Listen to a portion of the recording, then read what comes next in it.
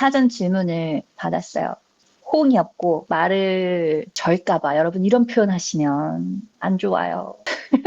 왜냐면요. 다리를 전다라는 건 몸이 불편한 거잖아요. 근데 이런 말을 하면 누군가를 소외시킬 수 있어요. 그래서 우리가 표준어에 더 집중할 필요가 있습니다. 말을 더듬을까봐. 이게 제일 적절한 표현이죠. 적절한 표현을 찾는 법은 정확하게 사실에 가까운 거. 그 표현이 누구에게도 소외하거나 다치거나 상처 주지 않는 말이에요. 말을 더듬을까봐 걱정되는 상황에서 마인드 컨트롤하는 방법이 있을까요?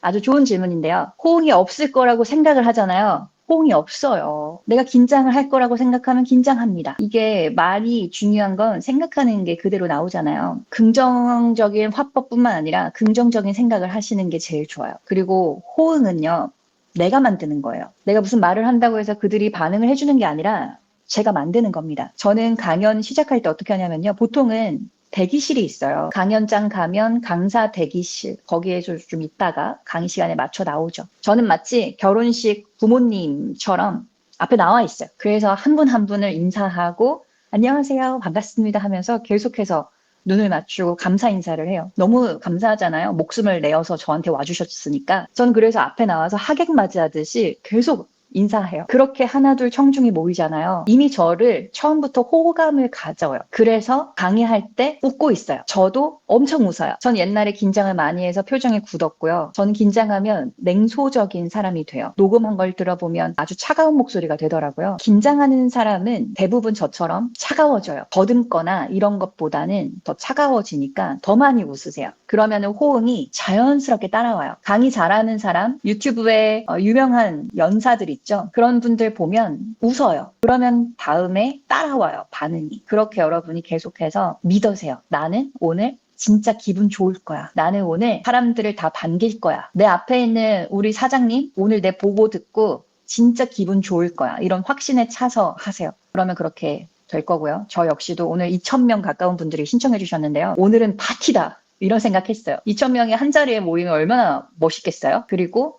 아마 1대1로 지금 저를 보잖아요. 그 1대1로 만나는 이 순간이 2,000번이나 일어나는 것 아주 기가 막힌 멋진 일입니다. 저는 그래서 오늘 하루 동안 너무 기뻤어요. 이런 마인드를 가지셔야 돼요. 오늘은 축제다.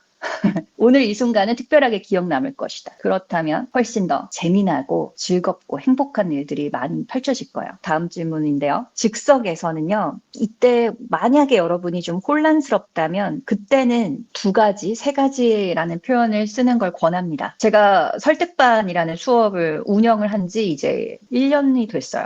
제가 그동안 뭐 종합반이라든지 대화반 이런 여러 가지 수업을 13년 동안 운영을 했는데요. 작년 2024년 동안 설득반이라는 수업을 내내 운영을 했거든요. 그 이유는 설득이 너무 중요하니까.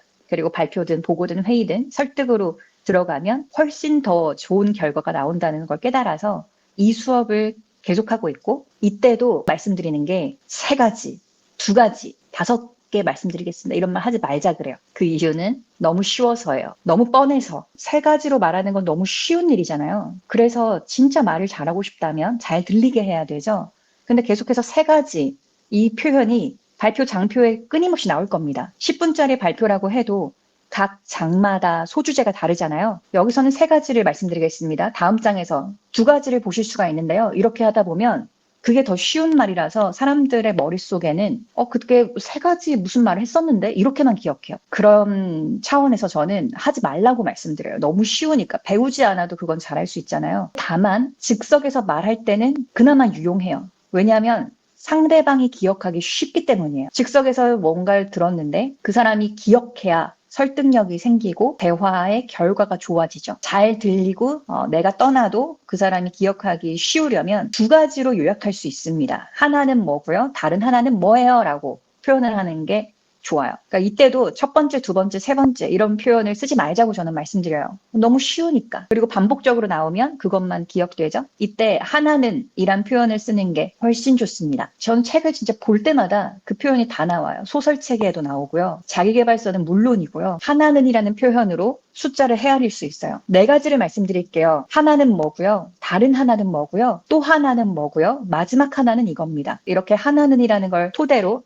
앞에 있는 그 수식어만 바꾸면 되죠. 내가 체계적으로 말한다가 아니라 듣는 사람이 각인하기 쉽게 하기 위해서 정리를 해주는 거지, 그게 아닌 상황에서는 나 깔끔하게 말해야지, 이때 쓰는 건 진짜로 내 말 실력을 그냥 제자리 걸음하게 만듭니다. 다음 질문은 날카롭게 피드백을 하되 팀원과 갈등 없이 관계를 이어가는 법이 궁금합니다. 날카로울 이유는 아마도 그렇게 말해야 상대방이 잘 알아들을 거라고 생각을 하는 거겠죠. 그런 변화가 일어날 거라고 여기겠죠. 그러니까 말투가 날카로울 필요는 없어요. 내용이 날카로워야 돼요. 이게 무슨 말이냐면, 이렇게 사무적인 태도로 본인이 지금 어떤 상황에 처한 건지 아시죠? 이렇게 말하는 건 날카로울 수 있죠. 너무 딱딱하고 무섭기도 하잖아요. 지금처럼 하시면 미래가 어떻게 될지는 저도 장담할 수가 없겠네요.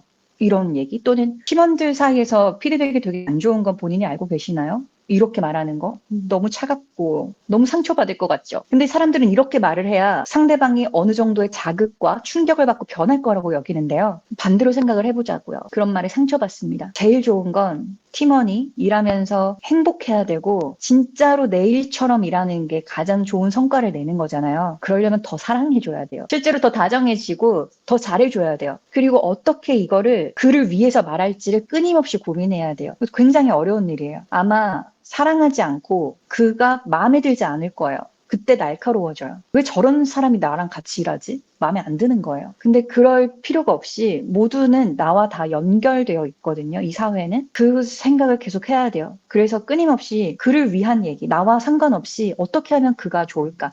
예를 들면 만약 어떤 개발자가 있어요. 개발은 되게 잘하는데 협업 능력이 좀 떨어져요. 개발을 잘하기 때문에 고집도 있을 거고 자기만의 뚜렷한 목표가 있고 그런 방식이 있다고 쳐요. 반면에 그 장점이 또 단점이 될 때가 있죠. 고집스러워서 누군가가 이걸 하자, 이래야 성과가 난다, 이래야 수익이 좋다, 한 번 이렇게 좀 바꿔달라. 근데 유연성이 없을 수 있어요. 그렇다고 점점 이제 막 배척될 수 있는데, 그럴 때 본인의 커뮤니케이션에 어떤 문제가 있다는 걸 아시나요? 이런 표현을 하잖아요. 문제, 이런 단어가 더 문제를 만듭니다. 이렇게 부정적으로 지적하는 말을 하는 게 아니라 그가 커뮤니케이션 능력이 생기면 그에게 어떤 점이 좋을까를 얘기를 하는 게 진정한 피드백이에요. 그게 바로 날카로운 피드백이에요. 이런 얘기를 하는 게 차라리 나아요. 개발 능력이 뛰어나다. 그거는 아마 익히 잘 알고 있을 거다. 개발자는 동등한 개발 수준을 갖추고 있다. 어느 수준에 올라가면. 근데 그 차이를 결정짓는 사람, 더 뛰어나고 탁월한 개발자를 만드는 건 얼마나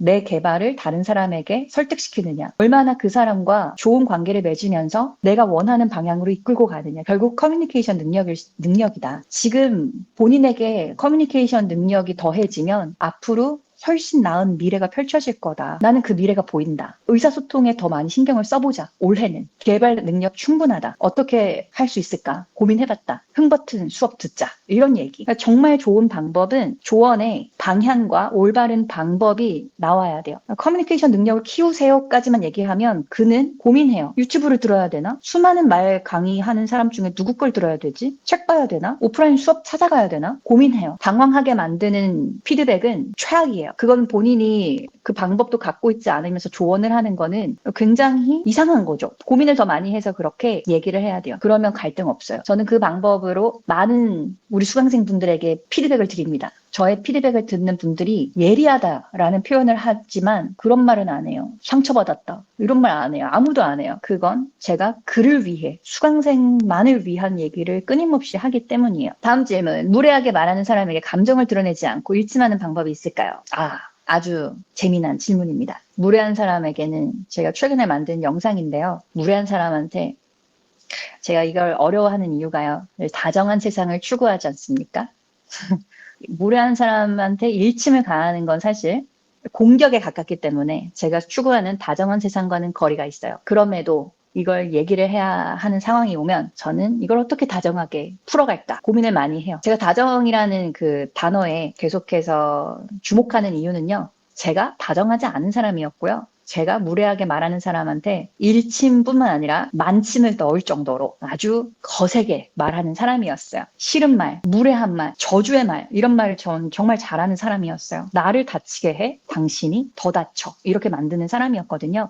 그래서 제가 그 방식으로 오랫동안 살아왔고 그 방식이 나에게 승리감을 준 적은 있지만 사회의 변화를 만들진 않았어요. 마치 두더지 잡는 놀이와 똑같아요.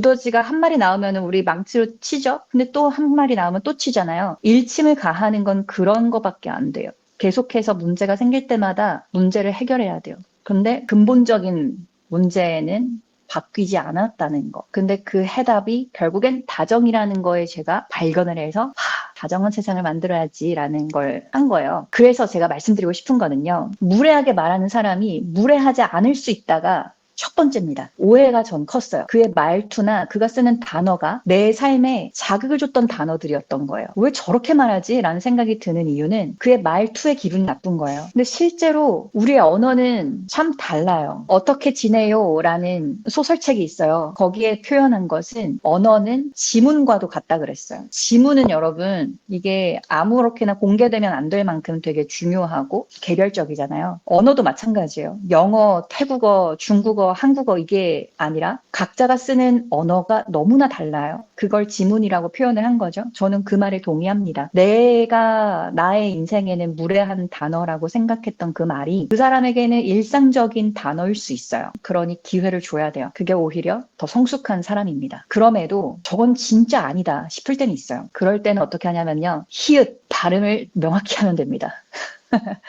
바람 소리를 많이 내야 돼요. 말을 그리고 짧게 해야 돼요. 지금 그렇게 말하는 거는 아닌 것 같은데요. 이건 말에 힘이 없어요. 멈추세요. 이게 훨씬 낫다는 거예요. 지금 그 말을 그렇게 하시는 건 아니죠. 이게 아니라 듣기 싫습니다. 이게 훨씬 더 명확하죠. 그래서 말을 짧게 하는 게 훨씬 힘이 있어요. 글자 수를 줄이시고요. 이때 바람 소리가 나는 글자들이 있어요. 대표적인 게 히읗이라면 그 다음은 슛, 쌍슛, 거센 소리라고 하는 거 차카타파, 차카타파. 이거는 지읒 더하기 히읗이 치읒 이런 식으로 만들어졌기 때문에 바람 소리 많이 나죠? 그런 글자, 바람을 잘 뱉으면 돼요. 그래서 감정을 드러낼 때 막 이렇게 찌푸리거나 막 째려보거나 그거 안 하시는 게 제일 좋습니다. 게다가 부사도 빼세요. 진짜 최악이네요. 이렇게 말하는 거 힘이 없어요. 최근 10년간 만난 사람 중에 가장 최악입니다. 이게 훨씬 더 힘이 있어요. 그렇게 역시 똑같죠. 그러니까 본질은 같아요. 일침을 가하는 말이나 내 사랑을 표현하는 말이나 내 보고를 더 논리적으로 하는 말이나 사실에 가깝게 말하는 게 가장 큰 힘이 있습니다. 당신 오늘 너무 사랑스러워 보여. 너무라는 부사 쓰잖아요. 뭐야, 뭐 받고 있어? 뭐 이렇게 돼요. 진심 같지 않을 때가 있잖아요. 그 이유가 부사를 남발해서 그래요. 근데 거기서도 정확하게 표현을 하는 거죠. 자기는 오늘 정말 사랑스러워 보여. 만약에 이렇게 부사 쓰고 얘기했다고 쳐요. 근데 뒷말에 정확하게 표현을 해주시는 거예요. 오늘 아침에 눈을 뜨자마자 당신이 내 남편이라는 사실이 나는 신께 감사할 정도로 고마워. 그 생각을 만들어준 게 당신이라서 난 당신이 정말 사랑스러워. 내 기분을 아름답게 하루를 시작하게 만들어줬잖아. 당신이 존재하기 때문이야. 이렇게 사실을 붙이는 게 훨씬 더 진정성 있어 보일 수 있어요. 뭐 물론 그 정도로 말해야 되나요?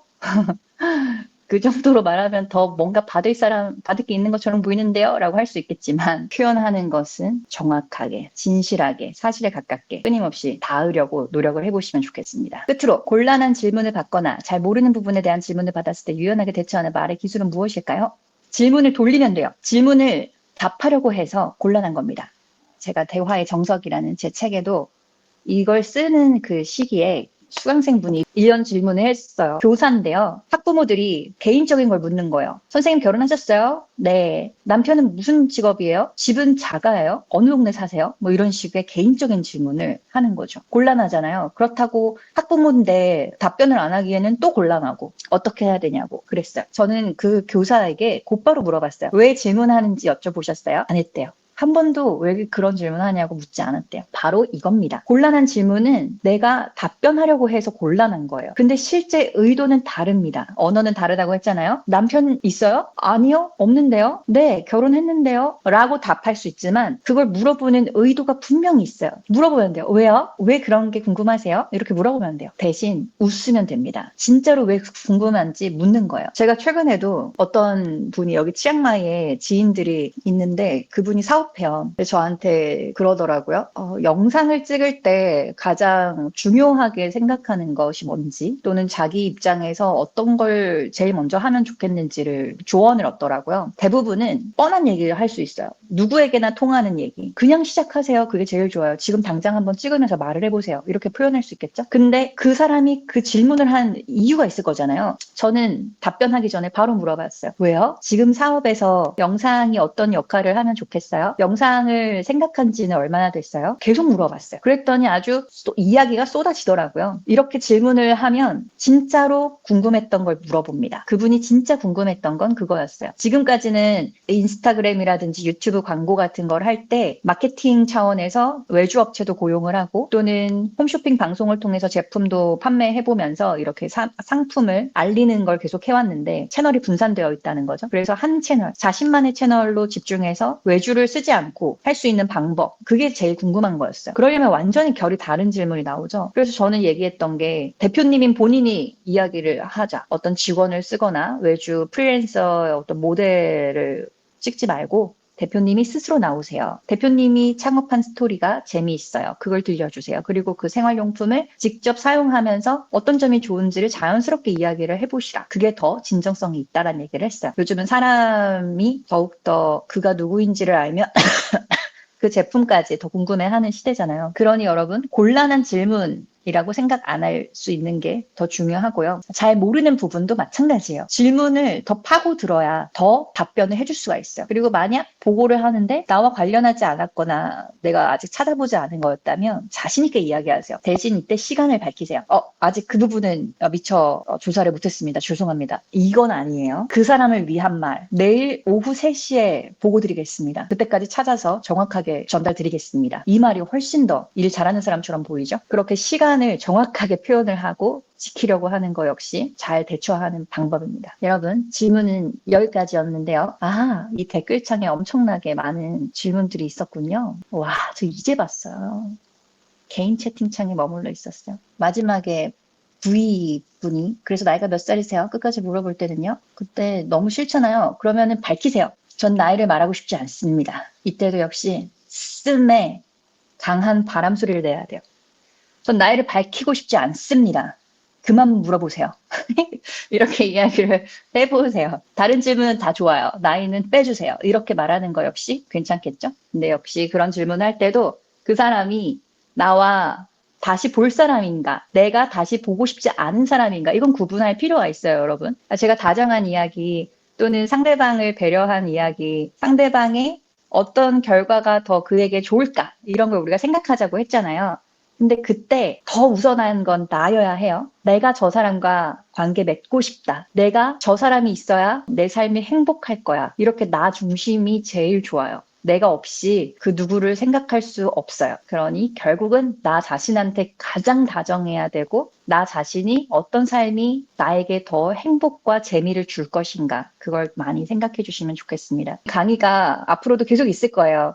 인프런에도 기초 스피치를 비롯해서 발표 잘하는 법, 오늘 한 대화 잘하는 방법, 이런 거 다 있는데요. 그런 온라인 강의뿐만 아니라 현장 강의도 많이 있습니다. 저는 특히 다정한 세상을 만들고자 해서 무료 강의도 많이 하고 있거든요. 그게 올해는 구글에서 하는 강의 중에 성공적인 리더의 언어라는 세션을 제가 4년째 하는데요. 작년에는 8회 했고 올해는 10회로 늘었어요. 2월부터 11월까지 매달 한 번씩 있어요. 신청하는 방법은 구글 포 스타트업을 구독하거나 저의 많은 SNS 있죠? 인스타그램이나 유튜브 이런 곳에 항상 신청 링크가 있으면 바로 제가 올립니다. 근데 한 200명 정도로 선착순 마감하는 현장 강의고, 서울 삼성역 구글 포 스타트업 캠퍼스에서 열려요. 인프런에서 흥버튼 수업 들으시고 현장에 와서 또 수업 들으시고, 그리고 이때는 제가 직접적인 피드백을 많이 드립니다. 그때 여러분이 나오셔서 앞에 나와서 200명 앞에서 발표하는 기회, 연습하는 거 사실 쉽지 않잖아요. 근데 그때마다 할 수 있으니까 재미있게 잘 하실 수 있을 겁니다. 끝으로 저 여러분 벌써 책을 3권이나 내고 지금도 열심히 4번째 책을 쓰고 있습니다. 저의 책 많이 읽어주시면 감사하겠고요. 전국을 돌면서 제가 북토크를 하려고 하고 있어요. 많은 분들에게 사랑을 그리고 다정한 말을 전달드리고자 하니까요. 자주 봐주시면 좋겠습니다. 저의 목숨을 바쳐서 쓴 글들입니다. 오늘 함께 해주셔서 정말 감사하고요. 에세이 읽고 울었다. 파티지니님 너무나 감사드립니다. 제가 독자와 수강생을 가장 요즘 사랑하고 있어요. 여러분과 함께 오랫동안 이 세상에서 살고 싶어요. 그래서 계속해서 여러분과 함께 하면 좋겠습니다.